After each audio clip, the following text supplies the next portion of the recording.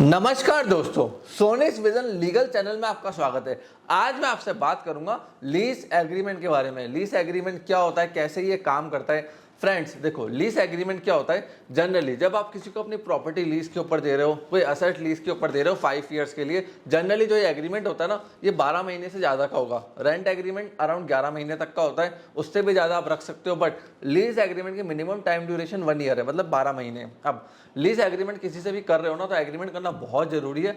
Future में आपको दिक्कत हो गई, प्रॉब्लम हो गई, आपके ऊपर कोई लाइबिलिटी अराइज हो गई, या सामने वाला आपकी प्रॉपर्टी खाली नहीं कर रहा, आपको प्रॉपर्टी वापस रिटर्न नहीं कर रहा तो डैमेज कंडीशन में कर दी, जैसी आपने दी थी वैसी नहीं है, तो बहुत प्रॉब्लम्स आती है। आज इस वीडियो के अंदर बताऊंगा कि आपको किन किन चीज़ों का ध्यान रखना है। देखो, लीज एग्रीमेंट एक चीज़ का ध्यान रखना कि आपको है ना, दोनों पार्टीज के नेम शुरुआत में बहुत अच्छे से मेंशन करवाने। 12 महीने का मिनिमम बनेगा।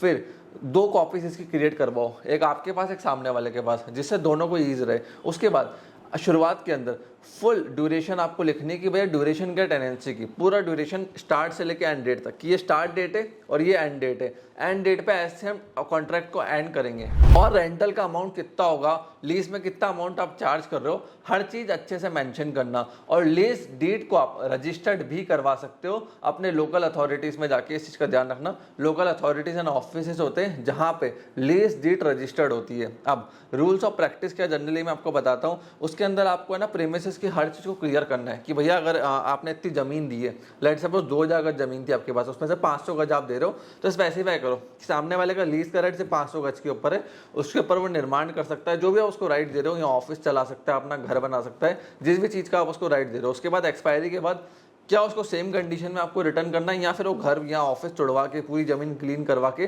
फिर आपको देना है, ये बहुत अच्छे से मेंशन कराना। सिक्योरिटी डिपॉजिट भी रखो इसके अंदर, नहीं तो फ्यूचर में काफ़ी दिक्कत आती है।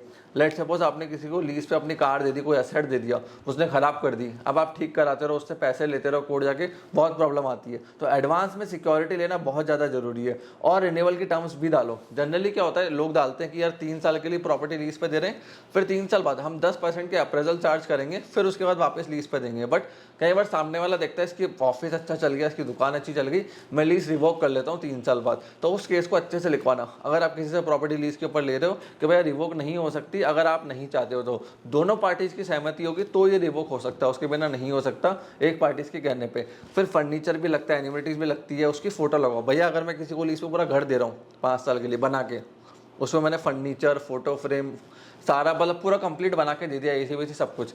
अब क्या करना है आपको, पूरे घर की अच्छे से फोटोग्राफी करा लो, अपने फ़ोन से ले लो। आज के टाइम में बहुत अच्छा सेट है आपके पास फ़ोन, उससे ले लो वीडियो फोटो सब कुछ, कि भैया ऐसा घर हमने आपको दिया था 5 साल पहले, सेम कंडीशन, थोड़ा बहुत ऊंच नीच हो सकता है, बट ऐसा ना हो कि एसी लगा हुआ उसका पीछे कंप्रेसर तोड़ दिया, बाथरूम में नुकसान कर दिया, घर में नुकसान कर दिया, ऑफिस में नुकसान कर दिया। तो सेम लगभग सेम कंडीशन में हमको चाहिए, तो ये उसमें डलवाओ। फिर एग्जिट क्लॉज का उसमें पूरा डलवाओ। और नीचे दोनों पार्टीज के साइन, एक फिटनेस सामने वाले की, एक फिटनेस आपकी, हमेशा होनी चाहिए। इस चीज़ का ध्यान रखना। और कई बार लोग पुलिस वेरिफिकेशन भी कराते हैं, आप लोग पुलिस वेरिफिकेशन भी करवा सकते हो इस केस के अंदर, उसके अंदर भी कोई दिक्कत नहीं है। बहुत अच्छा रहता है आपके लिए जब आप किसी को लीज पे अपनी प्रॉपर्टी दे रहे हो, उससे आपके लिए आसानी होती है। सो फ्रेंड्स, ये था लीज एग्रीमेंट के बारे में। अगर आपको और डॉक्यूमेंटेशन एग्रीमेंट्स के बारे में जानना है, आप हमारी वेबसाइट sonisvision.in को विजिट कर सकते हो।